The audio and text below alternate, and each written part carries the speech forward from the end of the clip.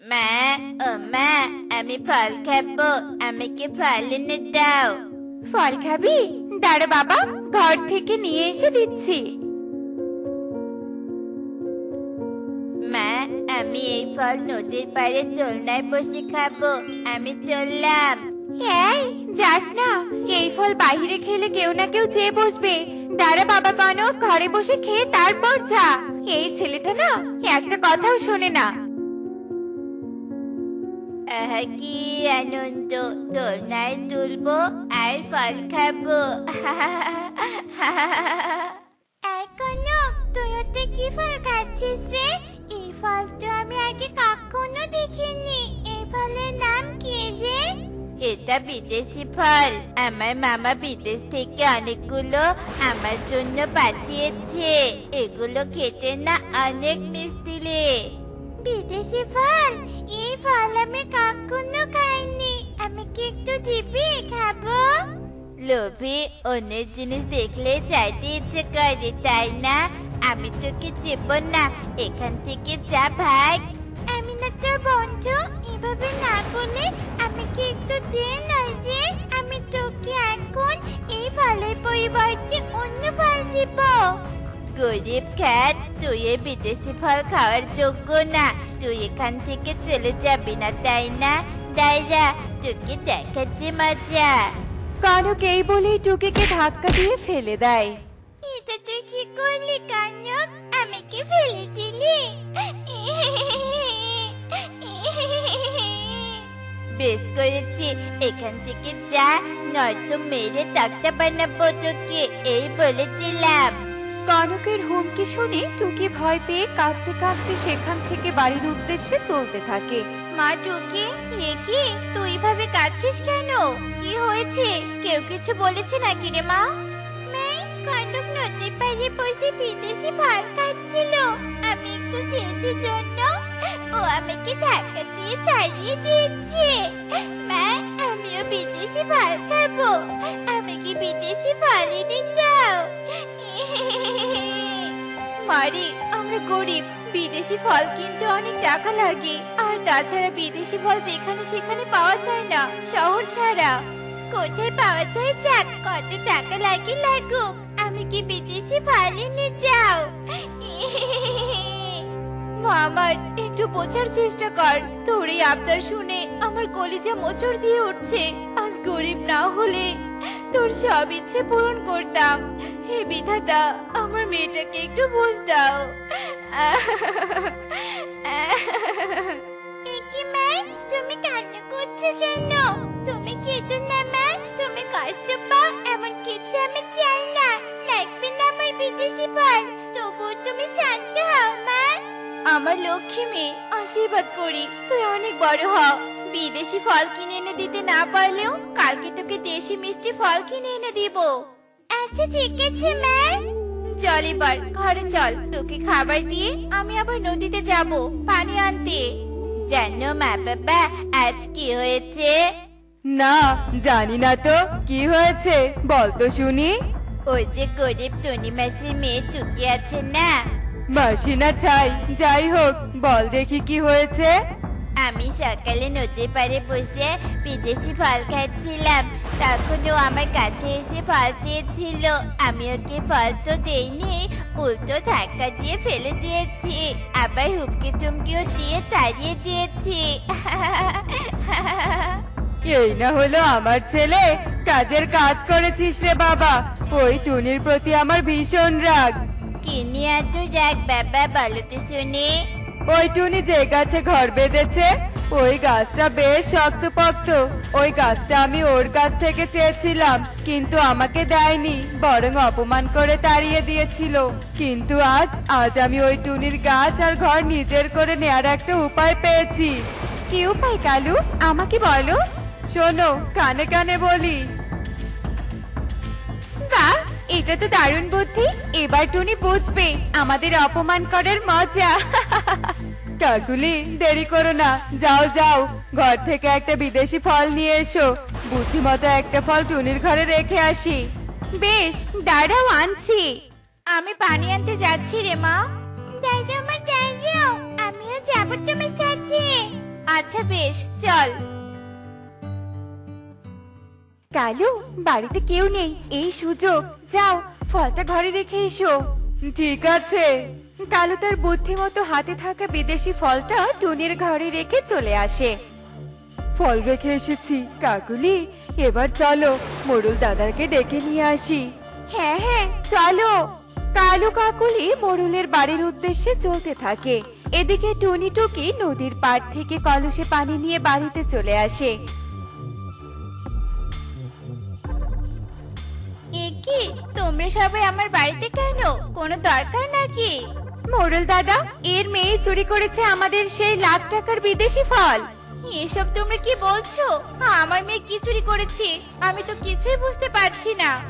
আহারে, ভাব দেখো, যেন ভাজা মাছটা উল্টে খেতে পারে না। তোর মেয়ে আমার ছেলের বিদেশি ফল খেতে দেখে লোভ সামলাতে না পেরে আমার ঘরে থাকা বাকি বিদেশি ফল চুরি করেছে। না না, আমার মেয়ে এমন কিছুতেই করেনি। আমি বিশ্বাস করি না, তোমরা মিথ্যে বলছো। মিথ্যে বলছি নাকি সত্যি বলছি সেটা তোর ঘর তল্লাশি করলেই জানতে পারা যাবে। মোড়ল দাদা, যাও তুমি ওর ঘর তল্লাশি করে দেখো। আচ্ছা ঠিক আছে, বেশ। মোড়ল ইগল টুনির ঘরে প্রবেশ করে তল্লাশি চালাতে থাকে আর কালুর রাখা সেই বিদেশি ফলটা পায়। এই তো বিদেশি ফল, তার মানে টুনি তোর মেয়ে সত্যি সত্যি ফল চুরি করেছে। না না মা, আমি চুরি করিনি। সব মিথ্যে, সব সাজানো। এখন আর ন্যাকা কান্না কেঁদে লাভ নেই। তোদের মতো চোরের স্থান এই বনে হবে না। আজ ফল চুরি করেছিস, কাল অন্যের সোনা দানা চুরি করতে পারিস। মোড়ল দাদা, এদের বন থেকে তাড়িয়ে দাও। কালু ঠিক বলেছে, আমি থাকতে আমার বনের কোনো পাখির ক্ষতি হতে দিব না। তোরা এই মুহূর্তে বন থেকে চলে যা। মোড়ল দাদা, এমনটা করো না। এই বন ছাড়া আমাদের যাওয়ার জায়গা নেই। তাড়িয়ে দিও না দাদা, আমার মেয়ে চুরি করেনি, বিশ্বাস করো। এরা সহজে এখান থেকে যাবে না, এদের ঘাট ধাক্কা দিয়ে তাড়িয়ে দিতে হবে। আমার কাজ শেষ, আমি তবে চললাম। কালু, আমাদের রাস্তা পরিষ্কার। আজ থেকে এই ঘর, এই শক্ত মজবুত গাছটা আমাদের। আজ থেকে আমরা এখানে থাকবো। কালু কাকুলি তাদের উদ্দেশ্য সফল হওয়ায় বেশ খুশি হয়। হে বিধাতা, আমাদের সাথে এমনটা কেন হলো? এবারে ছোট বাচ্চাটাকে নিয়ে আমি কোথায় যাব? মা, বিশ্বাস করো, আমি চুরি করিনি।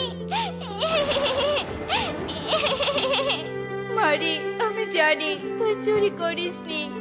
ওরা ইচ্ছে করে ফাঁসিয়েছে আমাদের, কিন্তু এখন আমরা কি করব? টুনিরা যখন এভাবে কাঁদছিল ঠিক তখনই ওদের সামনে প্রকৃতি মাতা চলে আসে। একই পাখিরা, তোমরা এভাবে কাঁদছো কেন এই গভীর বনে? আমাদের অনেক দুঃখ, আমাদের সাথে ওরা খুব অন্যায় করেছে। আমি প্রকৃতি মাতা, তোমাদের সাথে কে অন্যায় করেছে আর কি অন্যায় করেছে আমাকে বলো, আমি তোমাদের সাহায্য করব। শুনতে চাও? তবে শোনো। টুকি প্রকৃতি মাতাকে তাদের সাথে ঘটে যাওয়া সব ঘটনা খুলে বলে। সব শুনে প্রকৃতি মাতা বলে, আহারে, তোমাদের সাথে সত্যি অন্যায় হয়েছে, তবে তোমরা চিন্তা করো না, তোমাদের থাকা খাওয়ার ব্যবস্থা আমি করছি। বলেই প্রকৃতি মাতা জাদু করে একটা ঘর আর কয়েকটা ফলের গাছ প্রকট করে। এই ঘর আর ফলের গাছগুলো আজ থেকে তোমাদের মা মেয়ের। এগুলোর সাহায্যে তোমরা বেশ সুখেই থাকতে পারবে। মাতা, আমরা না চাইতে আপনি আমাদের কত কিছু দিলেন। ধন্যবাদ মাতা, আপনাকে অসংখ্য ধন্যবাদ। ধন্যবাদ দিতে হবে না টুনি, আমার কাজে অসহায়দের সাহায্য করা। আমি চলি, তোমরা সাবধানে থেকো কেমন? প্রকৃতি মাতা বিদায় নিয়ে চলে যায়। টুনি টুকি প্রকৃতি মাতার দেয়া উপহারের সাহায্যে বেশ সুখে দিন কাটাতে থাকে। একদিন, বউ, তুমি তো ঠিকই বলেছো, এই টুনি এত সব কোথায় পেয়েছে? আমি জানি না কোথায় পেয়েছে, তবে যেখানেই পাক না কেন আমরা আজের সবকিছু চুরি করে নিয়ে যাব আর বিক্রি করে অনেক ধনী হব। কালু, আর দেরি নয়, চলো চলো, ফলগুলো ছিঁড়ে বস্তায় ভরি। চলো বউ, চলো। কালু কাকুলি তাদের কথা মতো টুনির গাছের ফল ছিঁড়ে বস্তায় ভরতে থাকে। ঠিক তখনই টুনি টুকির ঘুম ভেঙে যায়। এ কি বজ্জাত কালু কাকুলি, তোরা এইভাবে রাত বিরাতে আমার গাছের ফল চুরি করছিস? এই রে, ধরা পড়ে গেলাম যে। না মানে আসলে বজ্জাতের দল, আর না মানে ইয়ে মানে করা লাগবে না। আমি সব বুঝে গেছি। সেদিন তোরা ইচ্ছে মতো আমাদেরকে ফাঁসিয়ে আমাদের সবকিছু দখল করেছিলি। আজ তোদের রক্ষা নেই। আমি আজ তোদের পুলিশে দিব। টনি বোন, পুলিশে দিস না আমাদেরকে ক্ষমা করে দে। তোদের ক্ষমা নেই, পুলিশে তোদের দিবই দিব। যেই কথা সেই কাজ। টনি কালু কাকুলিকে পুলিশে দেয়। আর দুই মা মেয়ে বেশ সুখেই দিন কাটাতে থাকে।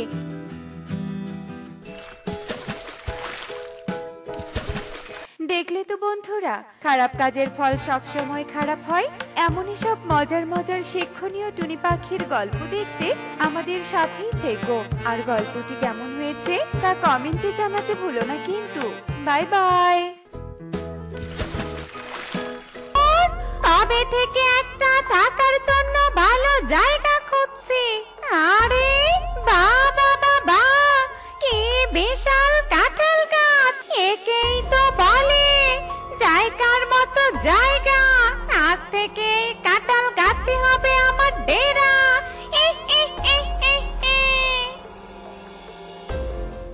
এ কি মা টুকি, সকাল সকাল কোথায় যাচ্ছিস মা? আমি একটু ইকরিতের বাসায় যাচ্ছি। ও বলেছে সে আজ সারাদিন আমার সাথে খেলবে। তাই বলে এত সকাল সকাল যেতে হবে নাকি? থাকতো না, কিছু বলো না। ওর তো আর বাড়িতে কোনো কাজ নেই। যা মা, তুই খেলতে যা। আচ্ছা ঠিক আছে মা। এরপর টুকি খেলার জন্য ইকরিদের বাড়িতে চলে যায়। আর সেখানে গিয়ে দেখতে পায় যে ইকরি তার খেলনা দিয়ে বাড়ির উঠোনে খেলছে আর পাশে ইগলি রান্না করছে। শোনো টোনা, ঘরে একটুও বাজার নেই। ফেরার সময় কিছু বাজার নিয়ে এসো কেমন? আর অনেক দিন থেকে ফুলকপি আলু এগুলো রান্না করা হয় না, তাই পারলে ফুলকপি আলু নিয়ে এসো। আচ্ছা ঠিক আছে টনি, বাজারে উঠলে অবশ্যই নিয়ে আসবো।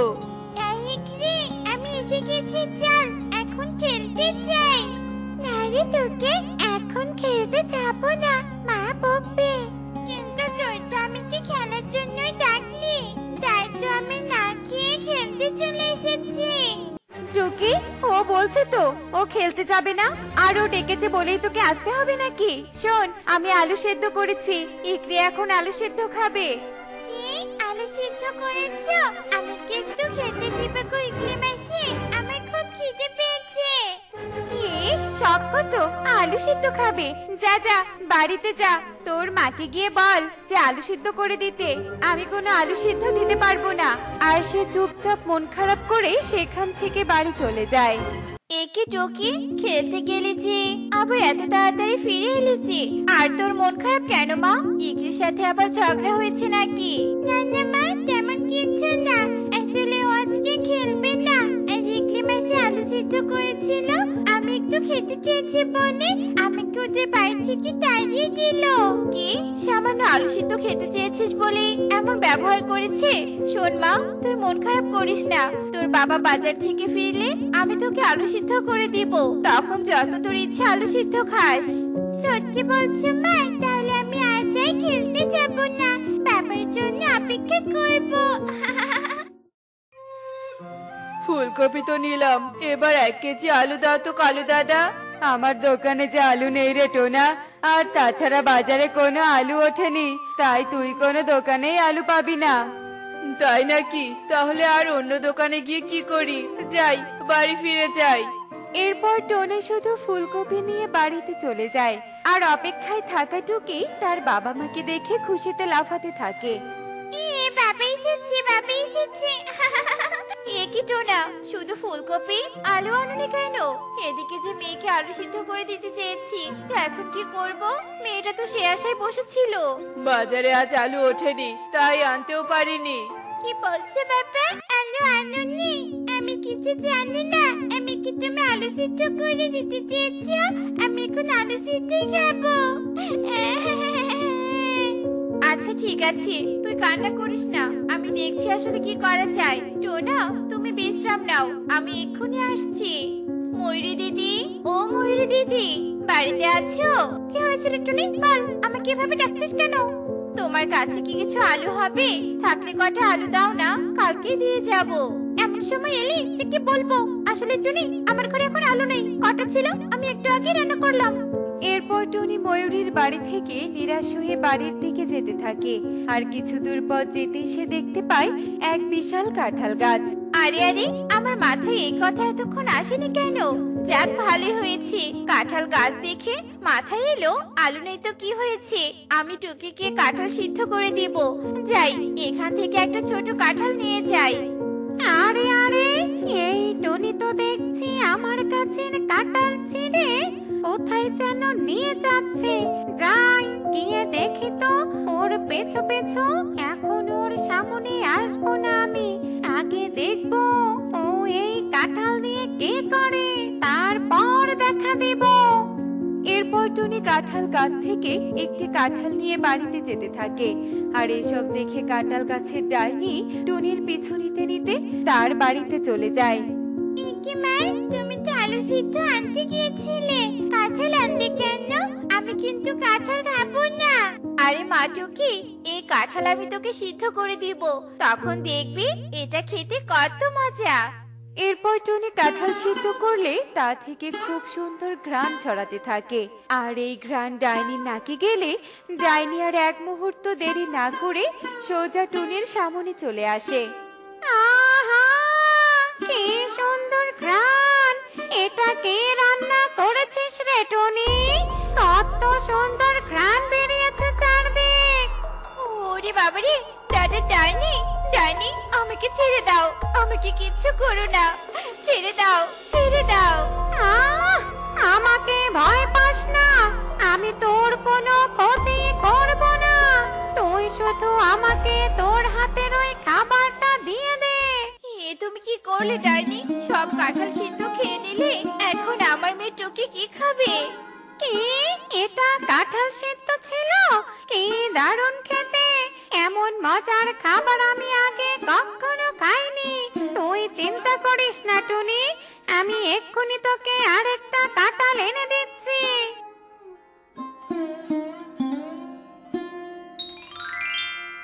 আরে আরে, এ আমি কি দেখছি? এ তো দেখছি একটা লম্বা হাত কাঁঠাল নিয়ে যেন কোথায় যাচ্ছে। যাই দেখি তো গিয়ে। একটা কাঁঠাল এনে টুনিকে দিলে টুনি আবার কাঁঠালটা সিদ্ধ করে। আর এসব কিছু ঈগল দূর থেকে দাঁড়িয়ে দেখতে থাকে। ও, তার মানে ওই কাঁঠাল এখানে এসেছে। আর কি ঘ্রাণ এই কাঁঠাল সিদ্ধর! কাঁঠালগুলো সিদ্ধ করে যদি বাজারে বিক্রি করা যায়, তাহলে তো সবাই পাগলের মতো নেবে। আর তখন আমার টাকাই টাকা। সত্যি টুনি, তোর রান্নার তুলনা হয় না।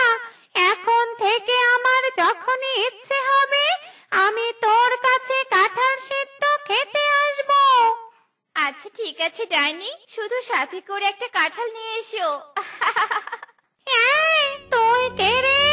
আর আমাকে না বলে আমার গাছ থেকে কাঁঠাল ছিঁড়ছিস?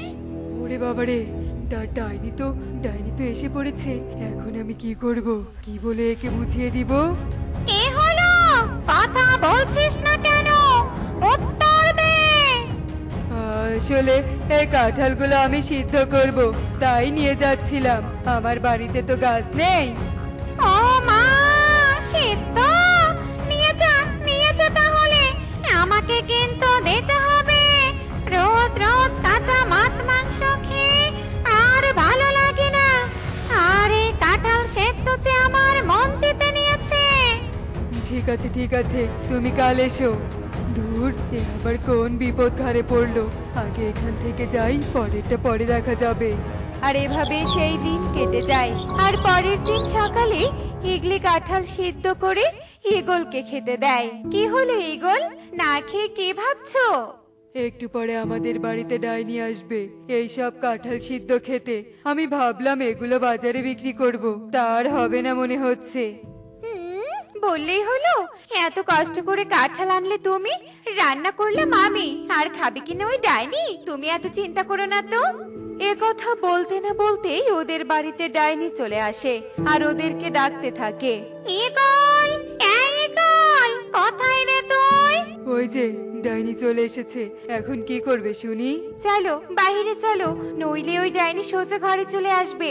এই তো পেয়েছে তোকে। কোথায় কোথায় আমার পছন্দের কাঁঠাল সিদ্ধ?